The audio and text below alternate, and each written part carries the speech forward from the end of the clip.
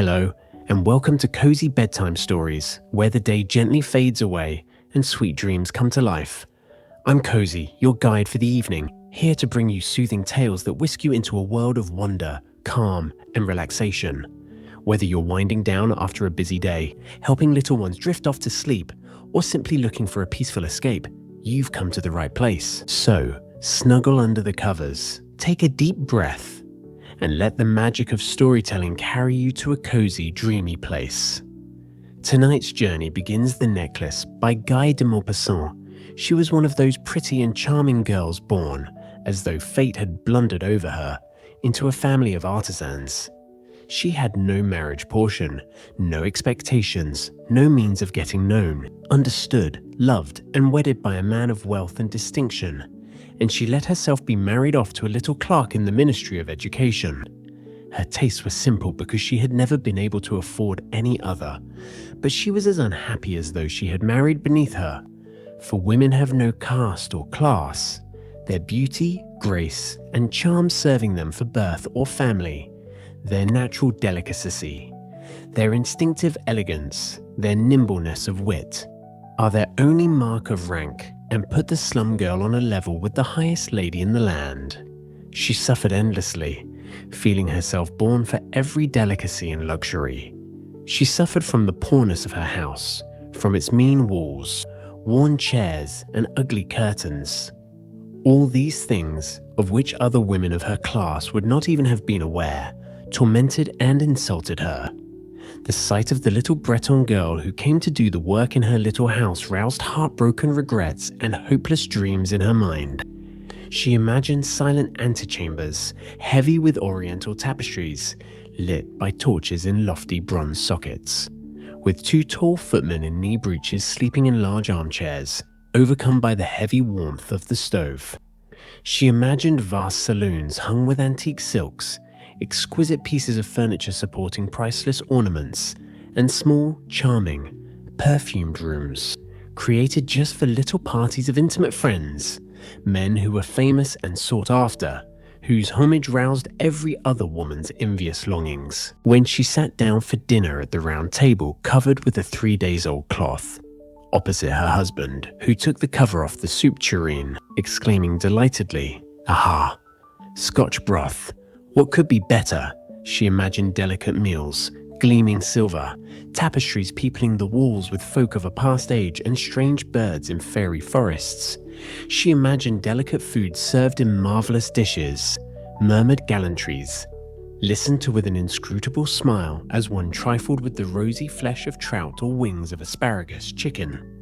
She had no clothes, no jewels, nothing. And these were the only things she loved. She felt that she was made for them. She had longed so eagerly to charm, to be desired, to be wildly attractive and sought after. She had a rich friend, an old school friend whom she refused to visit because she suffered so keenly when she returned home. She would weep whole days with grief, regret, despair, and misery. One evening her husband came home with an exultant air, holding a large envelope in his hand. "Here's something for you," he said. Swiftly she tore the paper and drew out a printed card on which were these words: "The Minister of Education and Madame Rampone request the pleasure of the company of Monsieur and Madame Loisel at the Ministry on the evening of Monday, January 18th. Instead of being delighted, as her husband hoped, she flung the invitation petulantly across the table, murmuring, "What do you want me to do with this?" "Why, darling, I thought you'd be pleased. You never go out, and this is a great occasion. I had tremendous trouble to get it. Everyone wants one. It's very select, and very few go to the clerks. You'll see all the really big people there." She looked at him out of furious eyes, and said impatiently, "And what do you suppose I am to wear at such an affair?" He had not thought about it. He stammered, "Why, the dress you go to the theatre in. It looks very nice. To me." He stopped, stupefied and utterly at a loss when he saw that his wife was beginning to cry. 2 large tears ran slowly down from the corners of her eyes towards the corners of her mouth. "What's the matter with you?" "What's the matter with you? What's the matter with you?" He faltered, but with a violent effort she overcame her grief and replied in a calm voice, wiping her wet cheeks. "Nothing. Only I haven't a dress, and so I can't go to this party. Give your invitation to some friend of yours whose wife will be turned out better than I shall." He was heartbroken. "Look here, Methilde," he persisted. "What would be the cost of a suitable dress, which you could use on other occasions as well? Something very simple." She thought for several seconds, reckoning up prices and also wondering for how large a sum she could ask without bringing upon herself an immediate refusal and exclamation of horror from the careful-minded clerk. At last she replied with some hesitation, "I don't know exactly, but I think I could do it on 400 francs.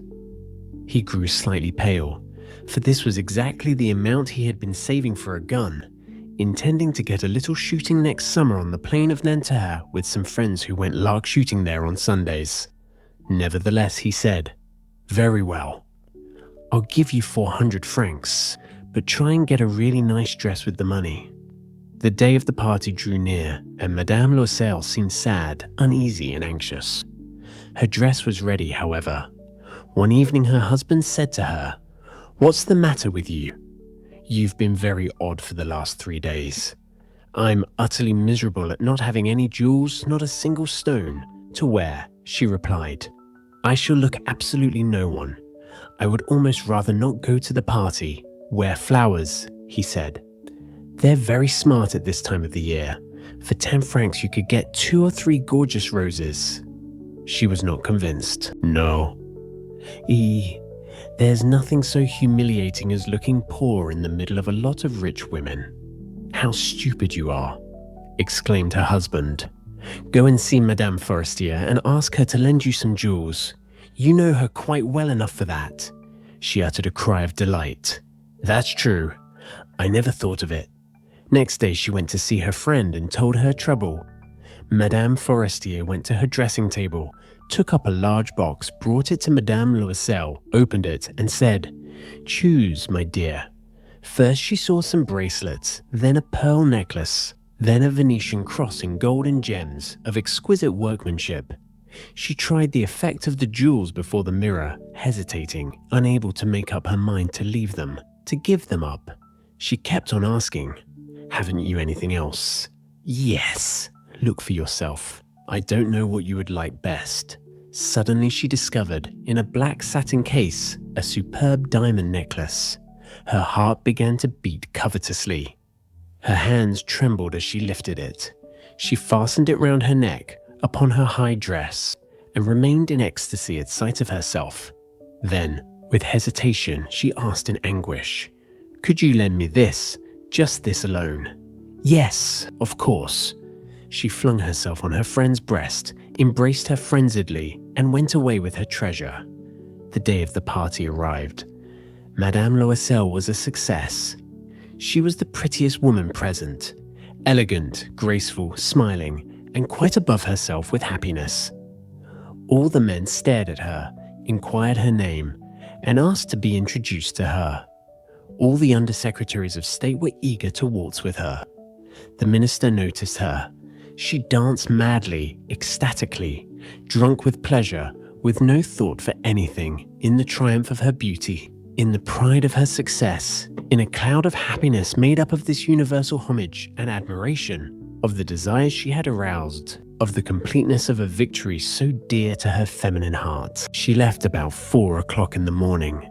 Since midnight her husband had been dozing in a deserted little room, in company with 3 other men whose wives were having a good time. He threw over her shoulders the garments he had brought for them to go home in, modest everyday clothes, whose poverty clashed with the beauty of the ball dress. She was conscious of this and was anxious to hurry away, so that she should not be noticed by the other women putting on their costly furs. Loisel restrained her. "Wait a little. You'll catch cold in the open. I'm going to fetch a cab." But she did not listen to him and rapidly descended the staircase. When they were out in the street, they could not find a cab. They began to look for one, shouting at the drivers whom they saw passing in the distance. They walked down towards the Seine. desperate and shivering. At last they found on the quay one of those all-night prowling carriages which are only to be seen in Paris after dark, as though they were ashamed of their shabbiness in the daylight. It brought them to their door in the Rue des Martyrs, and sadly they walked up to their own apartment. It was the end, for her. As for him, he was thinking that he must be at the office at 10. She took off the garments in which she had wrapped her shoulders, so as to see herself in all her glory before the mirror. But suddenly she uttered a cry. The necklace was no longer round her neck. "What's the matter with you?" asked her husband, already half undressed. She turned towards him in the utmost distress.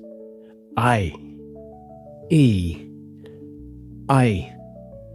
no longer got Madame Forestier's necklace. I've no longer got Madame Forestier's necklace. He started with astonishment. What? Impossible. They searched in the folds of her dress, in the folds of the coat, in the pockets, everywhere. They could not find it. "Are you sure that you still had it on when you came away from the ball?" he asked. "Yes, I touched it in the hall at the ministry." "But if you had lost it in the street, we should have heard it fall." "Yes, probably we should. Did you take the number of the cab?" "No. You didn't notice it, did you?" "No." They stared at one another, dumbfounded, dumbfounded, dumbfounded, dumbfounded. At last Loisel put on his clothes again. "I'll go over all the ground we walked," he said, "and see if I can't find it." And he went out. She remained in her evening clothes, lacking strength to get into bed, huddled on a chair, without volition or power of thought. Her husband returned about 7. He had found nothing. He went to the police station, to the newspapers, to offer a reward, to the cab companies. Everywhere that a ray of hope impelled him. She waited all day long, in the same state of bewilderment at this fearful catastrophe. Loisel came home at night, his face lined and pale. He had discovered nothing. "You must write to your friend," he said, "and tell her that you've broken the clasp of her necklace and are getting it mended. That will give us time to look about us." She wrote at his dictation. By the end of a week, they had lost all hope. Loisel, who had aged 5 years, declared, "We must see about replacing the diamonds." Next day, they took the box which had held the necklace and went to the jeweler's whose name was inside. He consulted his books. "It was not I who sold this necklace, madame. I must have merely supplied the clasp." Then they went from jeweler to jeweler, searching for another necklace like the first, consulting their memories, both ill with remorse and anguish of mind. In a shop at the Palais Royal, they found a string of diamonds which seemed to them exactly like the one they were looking for. It was worth 40,000 francs. They were allowed to have it for 36,000. They begged the jeweler not to sell it for 3 days. And they arranged matters on the understanding that it would be taken back for 34,000 francs if the first one were found before the end of February. Loisel possessed 18,000 francs left to him by his father. He intended to borrow the rest, getting 1,000 from one man, 500 from another, 500 from another, 5 louis here, 3 louis there. He gave notes of hand, entered into ruinous agreements, did business with usurers and the whole tribe of moneylenders. He mortgaged the whole remaining years of his existence, risked his signature without even knowing if he could honor it, and if he could honor it, and, appalled at the agonizing face of the future, at the black misery about to fall upon him, at the prospect of every possible physical privation and moral torture, he went to get the new necklace and put down upon the jeweler's counter 36,000 francs. When Madame Loisel took back the necklace to Madame Forestier, the latter said to her in a chilly voice, "You ought to have brought it back sooner. I might have needed it." She did not, as her friend had feared, open the case. If she had noticed the substitution, what would she have thought? What would she have said? Would she have thought? What would she have said? Would she not have taken her for a thief? Madame Loisel came to know the ghastly life of abject poverty. From the very first she played her part heroically.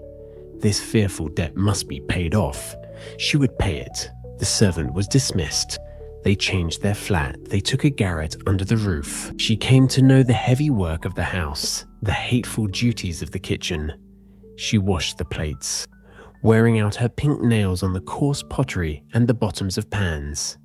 She washed the dirty linen, the shirts and dishcloths, and hung them out to dry on a string.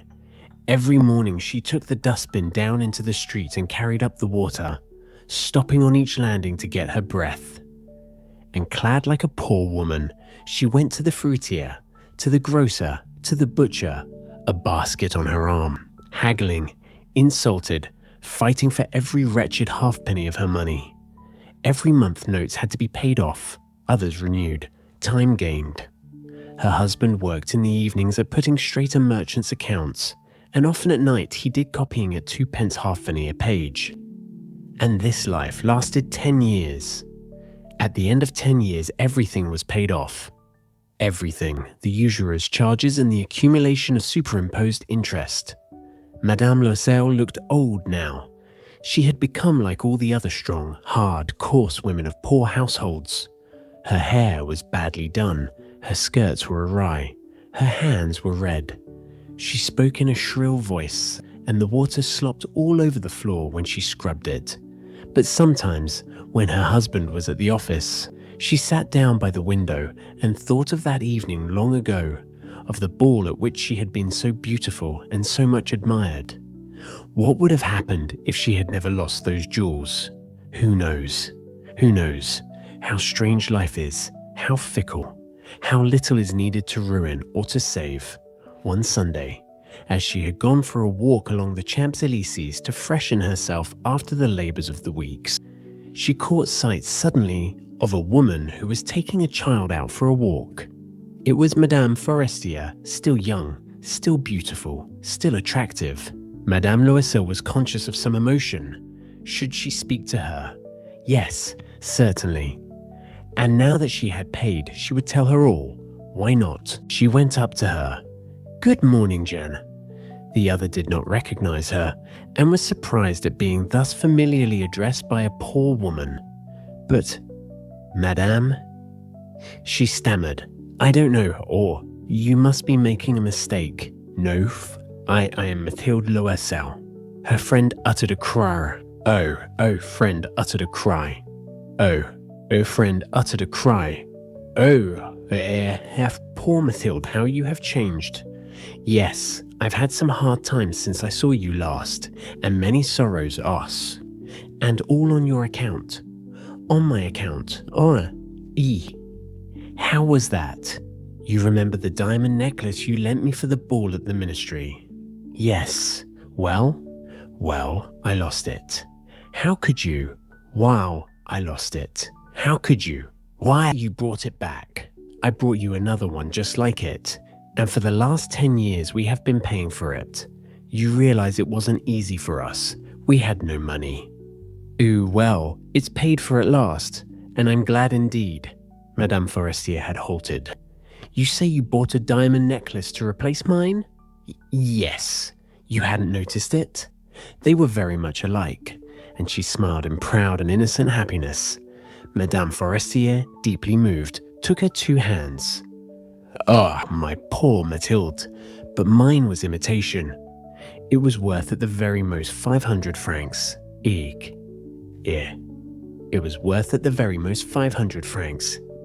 And that brings us to the end of tonight's story. I hope it brought you comfort, warmth, and a little escape from the day. As you close your eyes and drift off to sleep, remember, the best adventures await you in your dreams. Thank you for spending this cozy moment with me. If you enjoyed tonight's story, be sure to join me again tomorrow for another gentle tale to help you unwind. Until then, sweet dreams and good night.